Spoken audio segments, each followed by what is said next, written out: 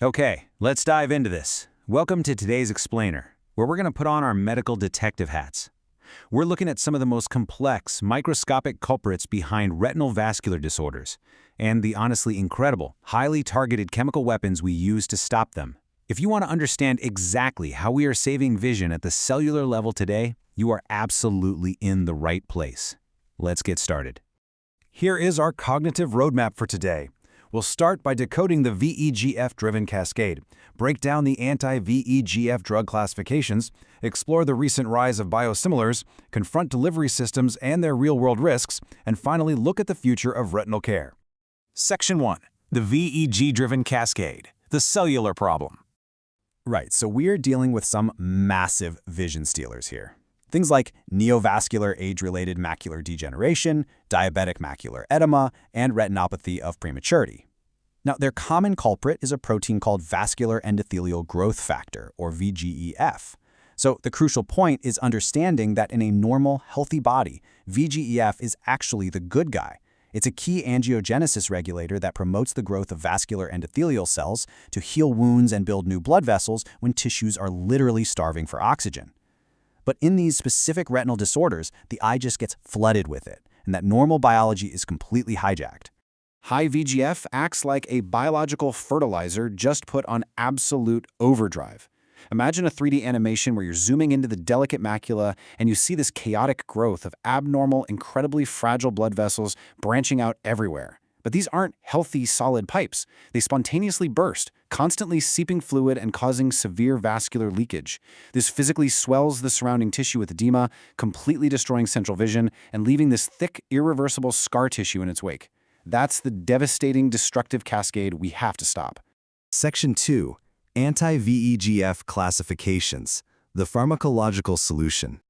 To fight this, medical science engineered some brilliant chemical weapons to neutralize VEGF.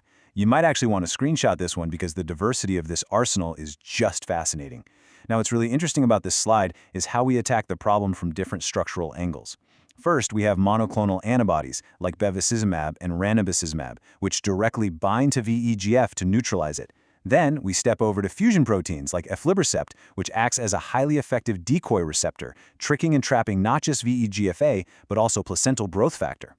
Next up are the bispecific antibodies, like faricimab. This is a super clever dual-action weapon targeting both VEGF-A and angiopoietin-2 to actually improve vessel stability. And we can't forget history. It all started with RNA aptamers like pegotinib, literally the first approved anti-VEGF drug, which targeted a very specific VEGF-165 isoform. Let's pit two of the heavyweights from that monoclonal antibody class against each other, because their structural differences dictate exactly how they work in the eye. Bevacizumab, which actually started as an oncology drug, is a massive, full-length humanized antibody. Ranibizumab, on the flip side, is essentially a smaller piece of that architecture. It's a Fab fragment. Why does that matter to us? Well, because ranibizumab's smaller 48 kilodalton in molecular size and the fact that it lacks an FC region were specifically designed to let it penetrate the dense layers of the retina way more effectively than a bulky full-length antibody ever could. Section 3. The rise of biosimilars, a disruption in retinal care. Now, as the patents on those original, incredibly expensive miracle drugs began to expire, we entered a totally new, disruptive era, the rise of biosimilars. We have the original reference products, the pioneering biologic drugs, and now we have biosimilars like Biovis, Cimerli, and Josafili stepping right into the ring. And it's vital to understand here, biosimilars are not just simple generic chemicals. Biologics are way too complex for that. They are highly similar molecules engineered to have the exact same mechanism of action, the same efficacy, and the same safety profile as the original reference products. The result? Cost-effective therapeutic equivalence that provides much broader patient access to these literally vision-saving treatments. It's a game changer. But hey, innovation isn't just about cost, right? It's about reducing the massive treatment burden on the patients themselves. Look at this number, 16 weeks. Recent clinical data has shown that newer, high-dose formulations, specifically Eylea HD, which is an 8 milligram dose of aflibercept, are allowing clinicians to stretch the dosing intervals for patients up to an incredible 16 weeks. I mean, think about that. That means fewer hospital visits, fewer uncomfortable injections, and a massively improved quality of life, while still locking in those crucial visual gains. Let's move to and see how this builds into Section 4, Delivery Systems and Risks, the Practical Reality.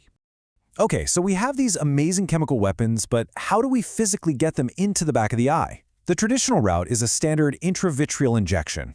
A needle passes through the sclera to directly deliver the drug right into the vitreous cavity. It's highly effective, but obviously it requires periodic, repeated needle sticks. Then we have this major leap in delivery innovation, the Susvimo ocular implant. This is a physical, refillable implant that is surgically placed in the eye to continuously release ranibizumab. Instead of coming in every single month for a shot, the patient simply gets the implant refilled every 24 weeks.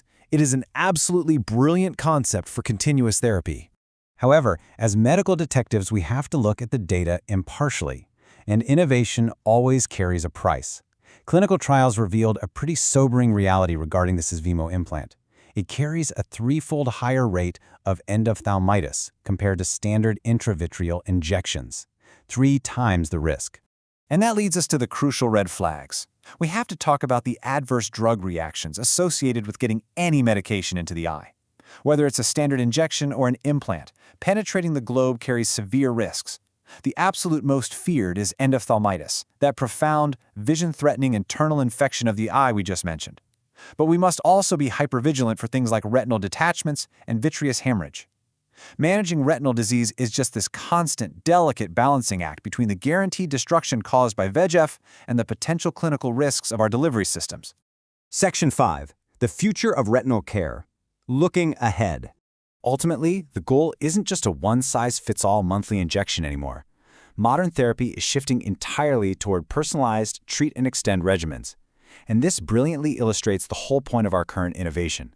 By utilizing those longer-lasting bispecifics like faricimab, the high-dose formulations like Eylea HD, and carefully weighing the use of sustained delivery implants, clinicians can tailor the exact interval of treatment to each individual patient's disease activity. We are minimizing the burden of care while fiercely protecting their vision.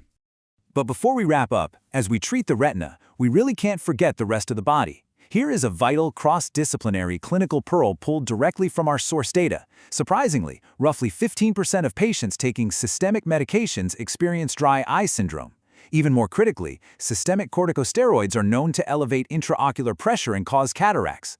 The non-negotiable takeaway here: always check your patient's comprehensive systemic drug list during a retinal evaluation. You might be fighting a fire in the eye that is actively being fueled by a pill from their cardiologist or their rheumatologist. We've mapped the cascade, we've explored the engineered antibodies, and we've carefully weighed the clinical risks. But the true holy grail still eludes us. Because everything we discussed today brilliantly manages these diseases, but it doesn't cure them. So I leave you with this to ponder. As we look at the incredible pace of innovation, what entirely new mechanism, what unseen breakthrough in ocular pharmacology will finally allow us to cure the retina once and for all? Thank you so much for joining me on this explainer, and keep questioning the science.